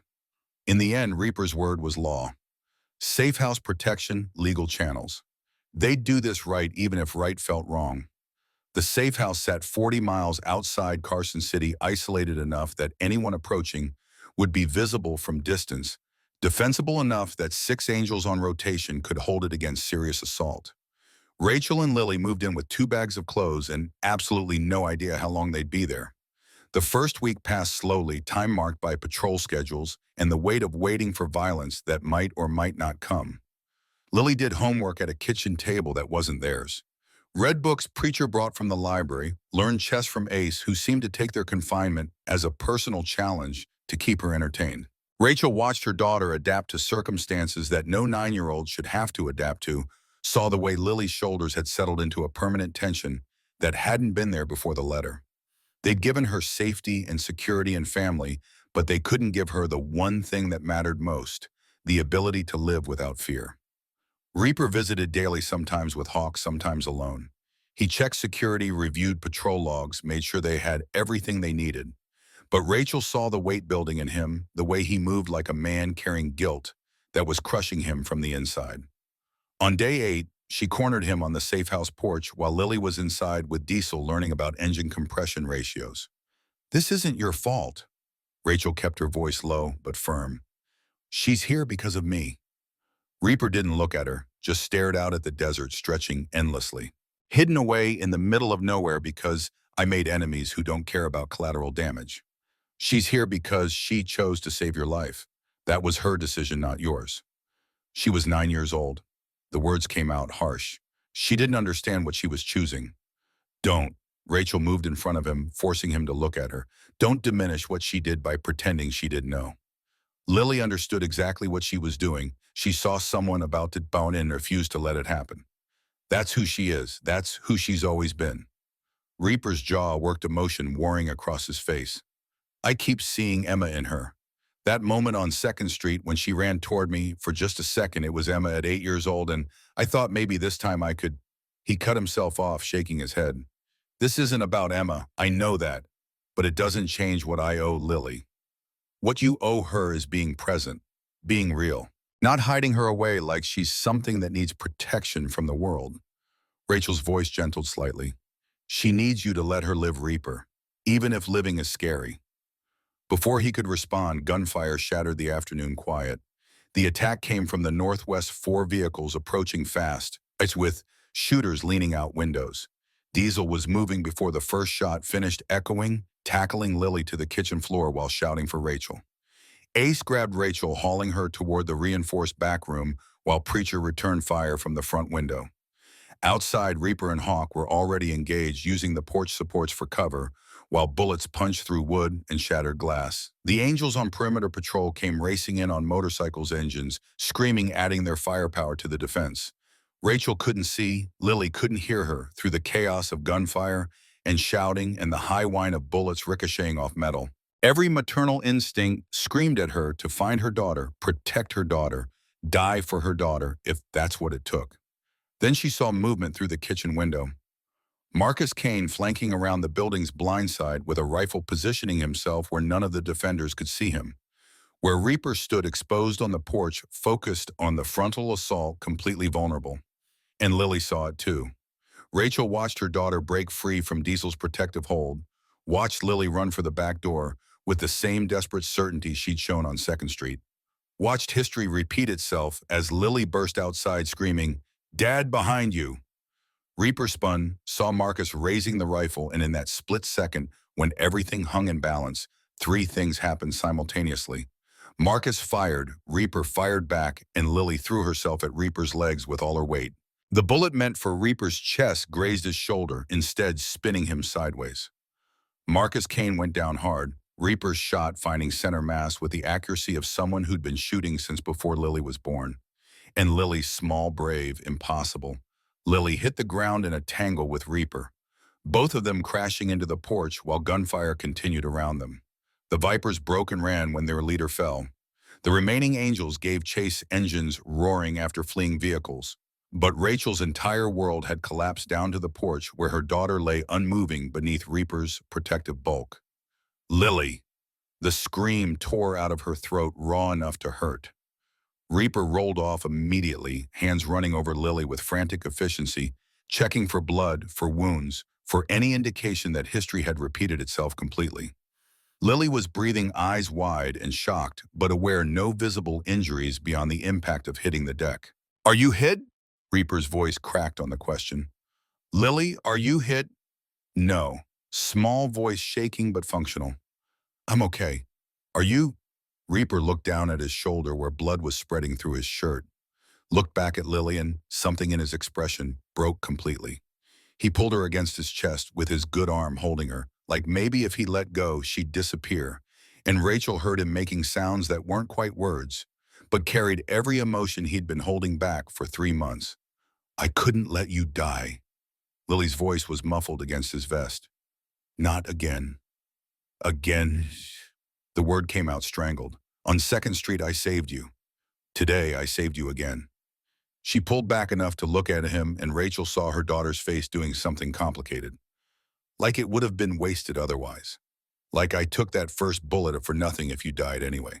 The logic was 9-year-old absolute, the kind of reasoning that made perfect sense to children and none at all to adults. But Rachel understood what Lily meant. She'd invested herself in Reaper's survival, had paid the price on 2nd Street, and watching him die now would negate everything she'd given. Reaper looked at this child who'd saved him twice, who'd thrown herself into danger again after knowing exactly what it cost, and whatever walls he'd been maintaining shattered completely. His hands were shaking, his voice broken when he finally managed to speak. You don't owe me your life, Lily. What you did on 2nd Street was brave. What you did today was... He couldn't find words adequate to the weight. I'm terrified and grateful and completely destroyed that you love me enough to do that. Why do you love me? Lily's question was pure, seeking understanding rather than reassurance. You barely know me. Reaper was quiet for a long moment, blood still seeping from his shoulder sirens audible in the distance. When he answered, his voice carried the kind of honesty that came from places people usually kept locked. Because you see me, and because you're trying really hard. Lily spoke before he could, her wisdom cutting through to something essential. My real dad didn't try. He just left. But you try even when it's hard, even when you're scared. That's what dads do, right? They try. The word dad hit Reaper like another bullet, visible in the way his entire body went rigid. Rachel saw him struggling with something huge, saw the moment when the walls he'd maintained for 20 years finally collapsed under the weight of a 9-year-old's acceptance. I had a daughter before you. The words came out rough, painful. Emma, and I didn't try hard enough. I let work be more important, let my father's expectations matter more, and I lost her. His voice cracked. She won't even talk to me. Lily absorbed this processing with the seriousness children brought to adult confessions. Maybe you won't lose me. Maybe you learned. Her small hand found his blood-stained and scarred. And maybe I'm not her. I'm me. And I choose you. Not because you're perfect, because you try. Something in Reaper's chest broke open then, all the grief and guilt and desperate hope he'd been carrying, spilling out in the space between them. You can stop trying to be perfect, Dad. I just want you to be you. Dad. The second time she'd said it, this time deliberately with full awareness of what it meant. Reaper pulled her close again, his face buried in her hair, and Rachel heard him making sounds that might have been song or prayers, or both. The police arrived to find Marcus Kane dead, 3 vipers in custody, and a 9-year-old girl who'd saved the same man twice, explaining to Sergeant Walsh exactly what had happened. Walsh looked at Lily, looked at Reaper, being patched up by Tiny who had battlefield. Medic training looked at the scene of violence that could have been massacre, and sighed the sigh of a cop who knew exactly how this would get written up. Self-defense, not a question, a statement. They came to you, you defended your position. That's what happened. Hawk's voice was flat, daring Walsh to contradict the obvious truth. Walsh nodded, made notes, collected statements. The law had handled what it could handle. The angels had handled the rest. And in the messy intersection between legal and outlaw justice, a 9-year-old girl had proven twice that courage didn't require size or age, just the willingness to act when action mattered most. 2 weeks later, Reaper asked Rachel if they could talk.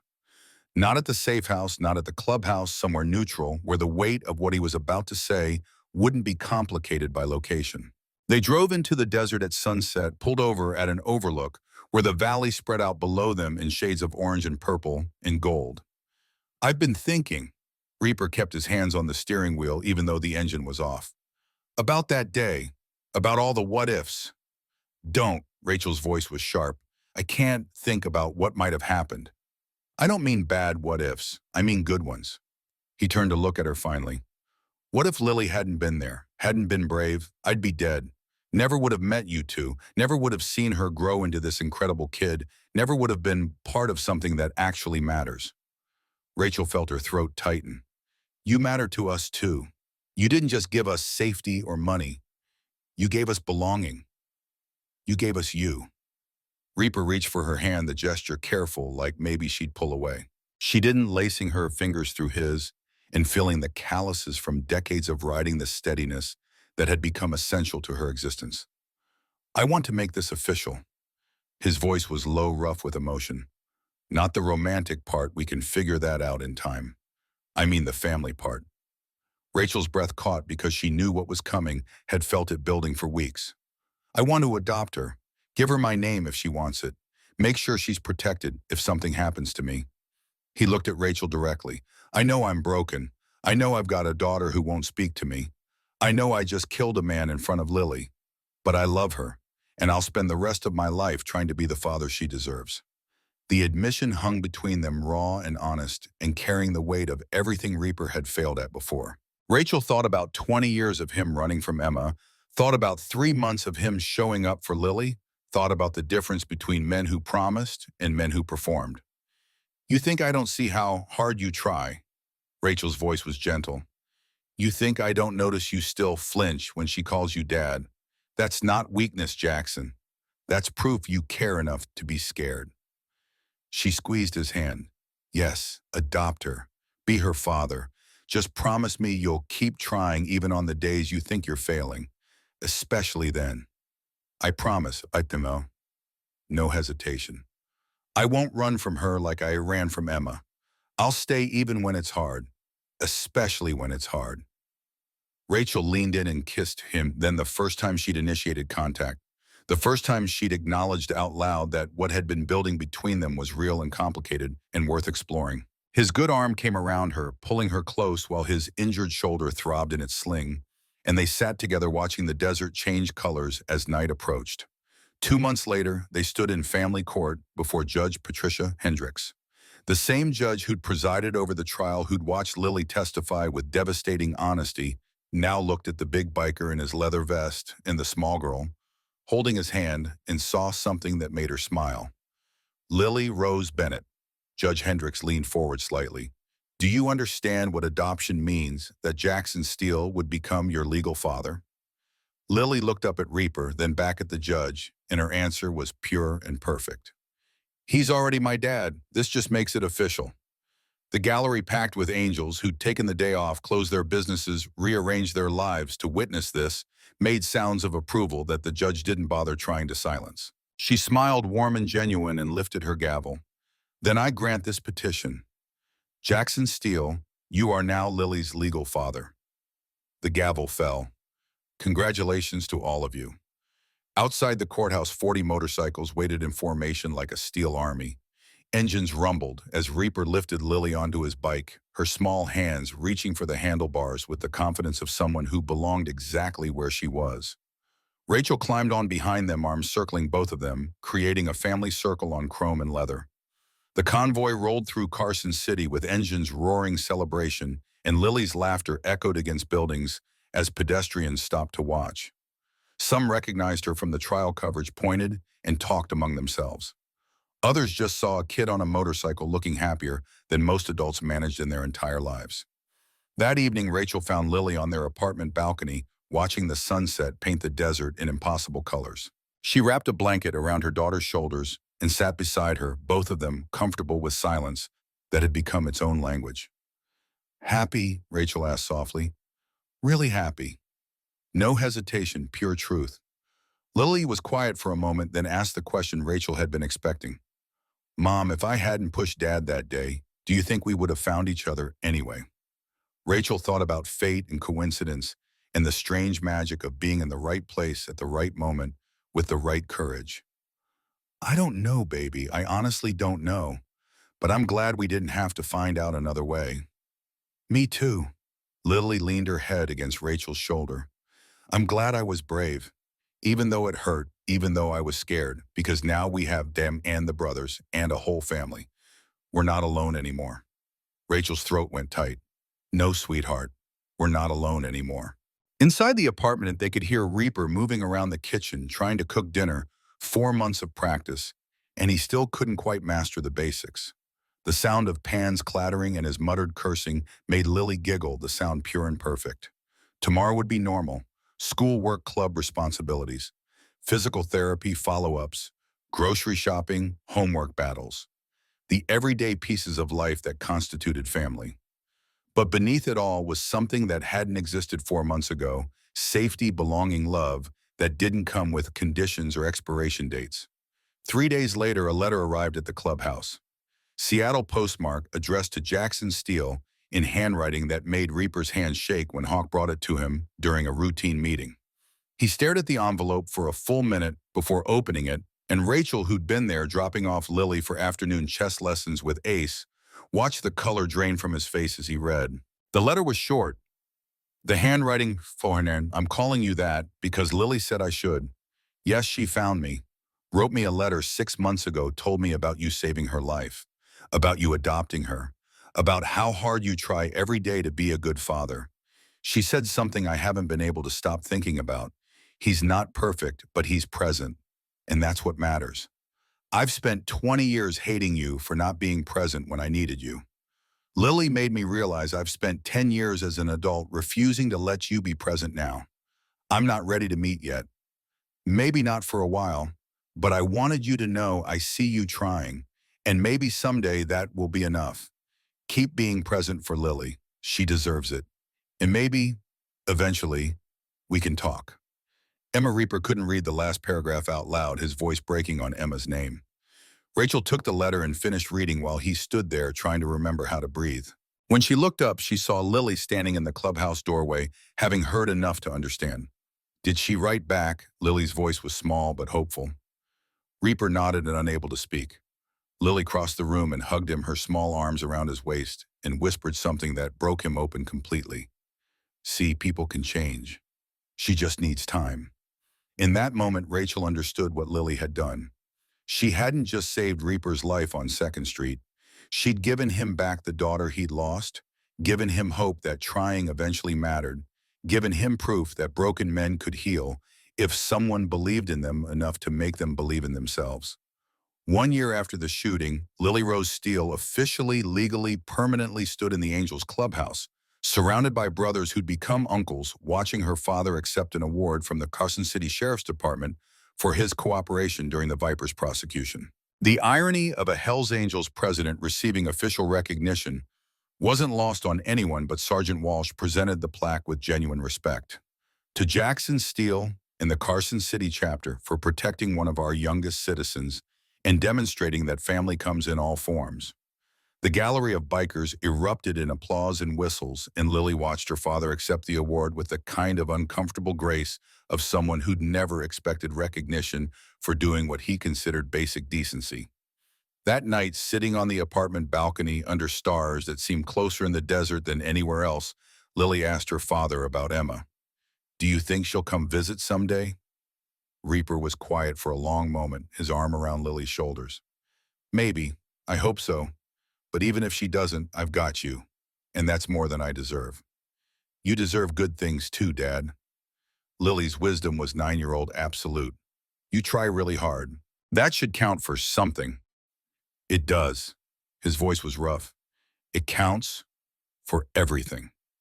Inside, Rachel was packing Lily's new purple backpack for school tomorrow, the one with patches from Angels chapters across the country.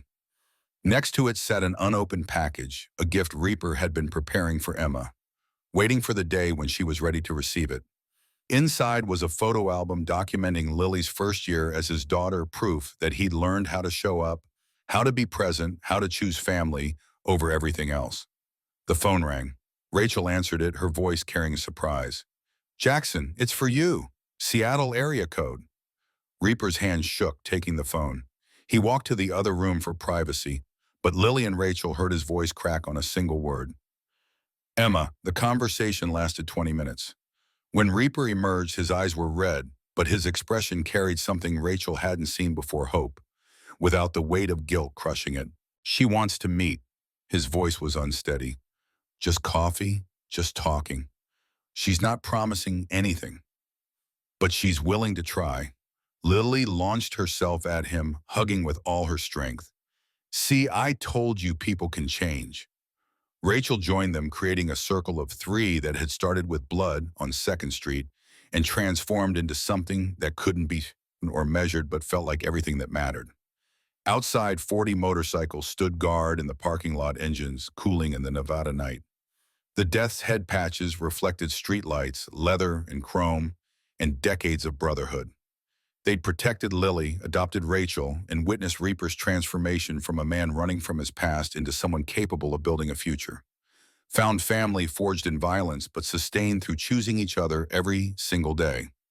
Imperfect, complicated, real in ways that bloodlines alone could never manage. Lily Rose Steele, 9 years old, going on ancient, stood between her mother and father and understood something essential about how the world worked. Courage wasn't the absence of fear. It was acting despite fear, trying despite failure, loving despite the risk of loss. She'd saved a stranger on 2nd Street and gained a father. She'd saved him again at the safe house and proven that some bonds couldn't be broken by bullets or blood or anything except the choice to walk away, and she'd never make that choice. The purple backpack by the door carried textbooks and art supplies and the weight of belonging. The scar on her shoulder had faded to silver, visible reminder of the moment everything changed. The family she'd chosen and been chosen by stood solid around her, imperfect and trying and present in all the ways that mattered. Tomorrow would bring school and homework and the ordinary challenges of being 9 years old. But tonight, under Nevada stars, with a father who showed up and a mother who'd learned to accept help and a ghost of a sister who might someday become real, Lily understood what home actually meant. Not a place, not blood, but the people who saw you when the world looked away, who stayed when leaving was easier, who tried even when perfection was impossible. That was family, that was everything, and it was enough.